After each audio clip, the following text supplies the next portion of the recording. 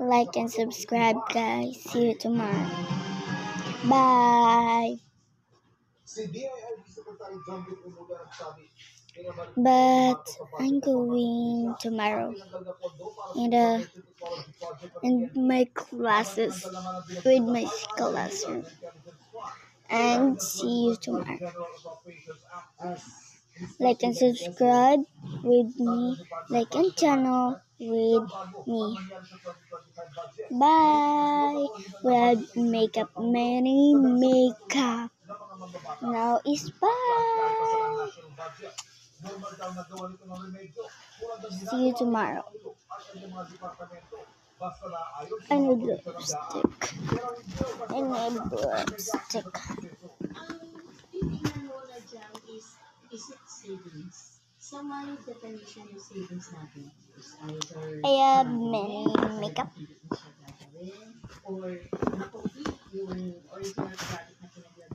This is my makeup, guys. This is my makeup, guys. This. Kung ang sekretary ng departamento, sekretary ng DBM, o mismo ang program appropriations. Ibig sabihin, pasok sa daang partikular na paglalaan ng pondo, pero nakadepende ito sa savings o panibagong pagkukunan tulad ng loan. Sa 2025 budget, halimbawa, nailagay sa program appropriations ang bahagi ng pondo para sa ayuda sa ilalim ng Corpus program ng DSWD.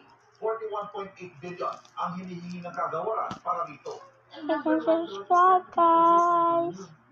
So, only then kung merong certification ng treasury na may excess revenue, then that's the only time that we can look at the program application as the source.